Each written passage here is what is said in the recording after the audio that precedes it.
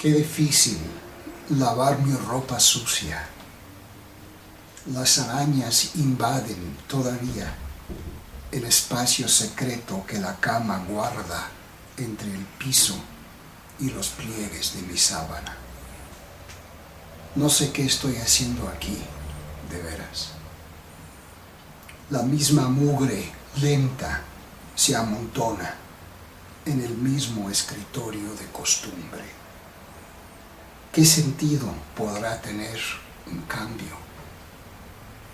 ¿Y si no cambio nunca? ¿Qué sentido? A las dos les he dicho más que todo. Con las dos he firmado despedidas. Nuestro suplicio de esperanzas truncas que se hunden con su propio peso. Pero de noche pienso todavía que en su carne no acaba el mundo. Todos los muslos que he pasado por mi lengua tienen su buena dosis de la misma sal que busqué en los suyos, y eran dulces a pesar de la sal y mis instintos de soltero infalibles.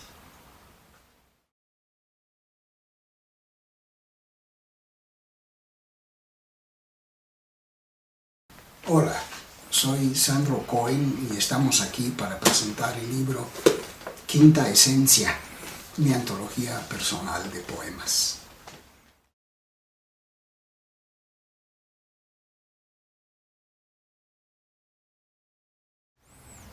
Pensé que podría ser de provecho para los lectores que no hiciera una antología tradicional en el sentido de elegir los poemas que más me gustaran y que los fuera acumulando cronológicamente como los había escrito y cómo habían salido publicados. En lugar de hacer esto, pensé en, bueno, ¿cuáles son los temas, mis obsesiones, mis temas obsesivos a lo largo de los años? E hice varios apartados, porque me di cuenta de que desde el primer libro hasta el último aparecen estos temas obsesivamente. Entonces fui eligiendo los que más me satisfacían de cada tema y los fui acomodando así. De este modo, el primer libro, que es De Noble Origen Desdichado, puede aparecer en cualquier parte del libro. Y el último, que está incluido aquí, que es tan fácil de amar, aparece desde el primer apartado. Así da una idea de cómo he ido desarrollando obsesivamente estos temas.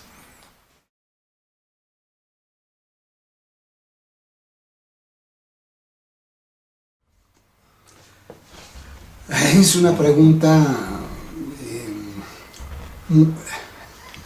no es difícil, pero la respuesta empieza cuando tenía 7 años, porque recuerdo que estaba en segundo año, muy al principio de segundo año de primaria, porque era otoño y ya habían cambiado las hojas de color.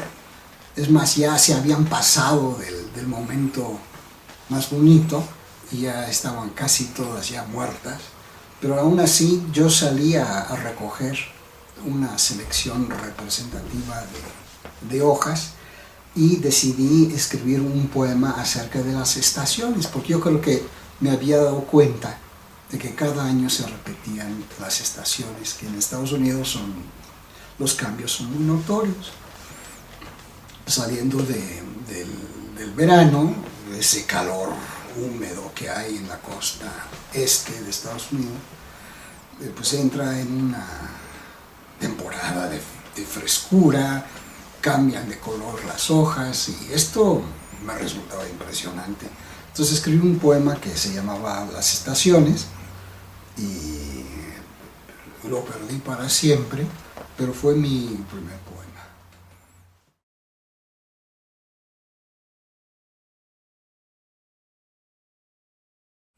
Desde luego que hay muchos que uno no sabe, vaya, es inconsciente. Los conscientes son William Wordsworth, Robert Browning, Shakespeare, Masters,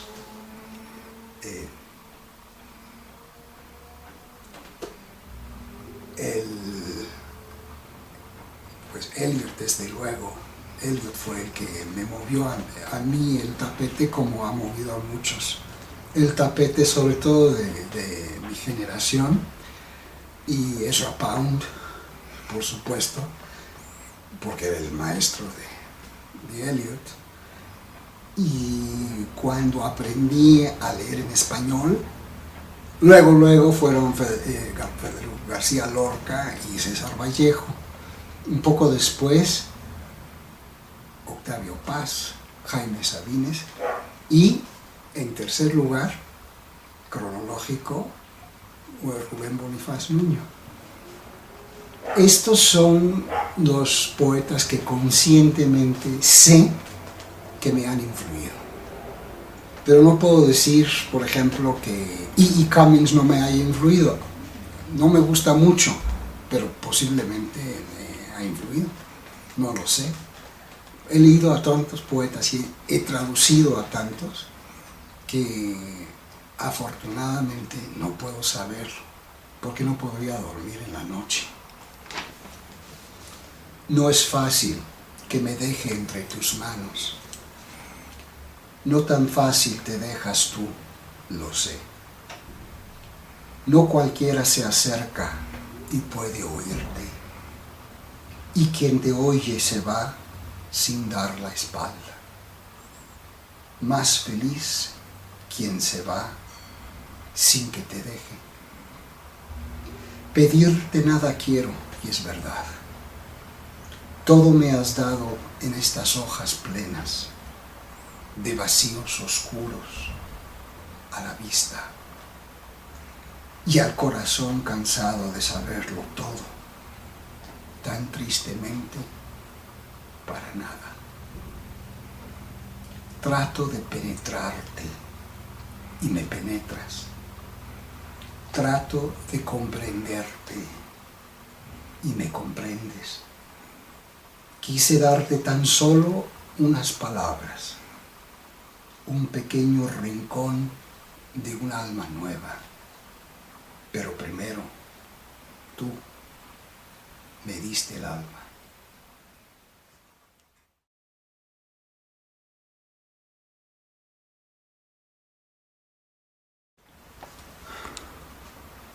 La poesía solo puede ocupar lugar en la vida de las personas que han experimentado, que han vivido la poesía.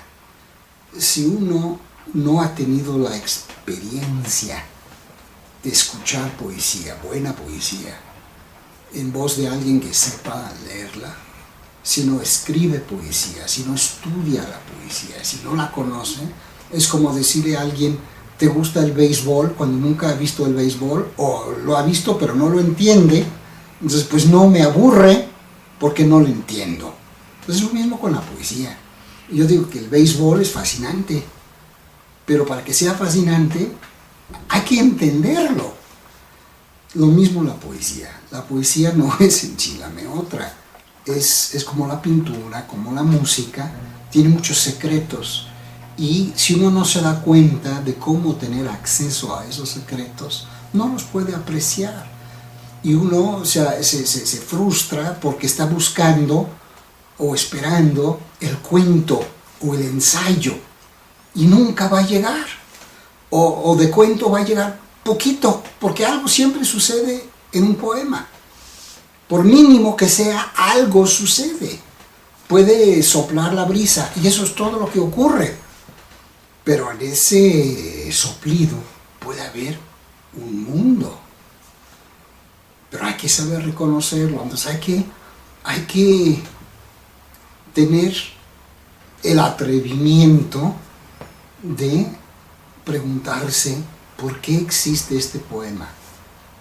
¿Cómo está hecho? ¿Por qué así y no de otra manera?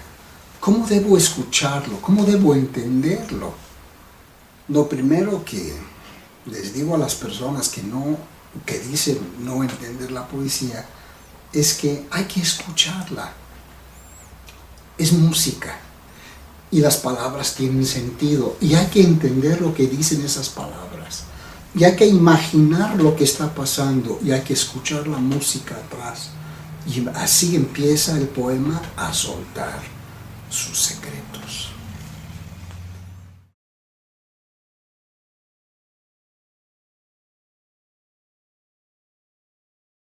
Estoy haciendo un libro de monólogos dramáticos al estilo de Robert Browning precisamente y de Ezra Pound y de Edgar Lee Masters y de la antología griega. Es que es una tradición muy larga y estaba pensando que pues 100 años separan por ejemplo a Browning de Masters y Masters de este momento, porque el libro de Spoon River, la antología de Spoon River salió más o menos hace 100 años y ha habido otros intentos. Pues yo traduje una cantidad de los poemas de Masters para los cuadernos de lectura de la UNAM. Estoy hablando de, no sé, 1980 por ahí. Y es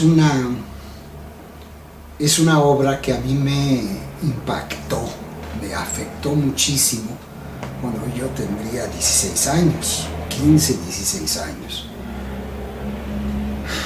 Y yo decidí hace unos 8 años aproximadamente que empecé este proyecto, que haría mi antología de la Ciudad de México. Todos los personajes son chilangos, todos son muertos y hablan desde la tumba, igual que en Edgar Lee Masters. Esa es un poco la gramática, la sintaxis que yo sigo respetando en este libro que estoy trabajando. Y muchos de los personajes se conocieron o se conocían de alguna manera, a veces fortuitamente, a veces de manera más íntima, y pueden hablar de ultratumba unos con otros. Eso sí, una vez muertos ya no se enteran de qué pasó, pero dan su visión del mundo y de su vida y cómo metieron la pata o qué querían hacer y no lo lograron o sí lo lograron. Y todo es la Ciudad de México, esta Ciudad de México actualmente. Empecé este proyecto hace unos 8 años y lo interrumpí porque empecé a hacer 1000 cosas que pues nada tenían que ver, y tuve ahí guardado los poemas hasta que un amigo me dijo, porque yo se lo pedí, le pedí que los leyera. Yo no tenía mucha fe en los poemas porque es algo que yo nunca había hecho. Además hay mucha experimentación formal. En mis últimos libros, excepto en Tan Fácil de Amar, que ya ahí se ve, bueno, salió Tan Fácil de Amar en ese ínterin, y ya ahí hay un poco ya de experimentación, y en este libro sigo con la experimentación en la construcción de los versos, y le pedí su opinión y me dijo que le parecía que valía la pena seguir el esfuerzo, y desde entonces he escrito ya toda una nueva constelación de personajes, de 5 personajes nuevos que en la superficie no tienen nada que ver, pero se cruzaron en la vida y cada uno tiene una historia, y esa historia tiene otros personajes. Escogí 5 personajes para hacer una constelación de monólogos dramáticos, y ya tengo pensadas otras muchas, y tengo, para mí es muy emocionante pensar en todo lo que puedo hacer, todo lo que quisiera hacer, todo lo que quiero hacer, y además me requiere investigación, por Dios, ¿cuándo se ha visto que para hacer un libro de poemas se investigue? Pero aunque no hay ningún personaje real, en el sentido, pues esto es la verdad histórica, todos los personajes están basados en experiencias reales o personas reales, o amalgamas de diferentes personas en una sola. Y es fascinante, y lo pienso como obra de teatro. Claro, yo voy a hacer los monólogos dramáticos, no voy a hacer instrucciones, no voy a hablar de cómo debe ser la iluminación o el escenario, pero yo todo el tiempo estoy viendo a personas paradas en un escenario. Puede ser pelón o puede tener lo que sea, pero lo importante aquí es la historia. Y esta historia está dicha en verso. Pero son historias, son autobiografías dichas como monólogos para un público. De ahí que sean monólogos dramáticos. Pero antes que nada son poemas. Y este es el proyecto en que estoy enfrascado y pienso todavía que me falta como un año para terminar.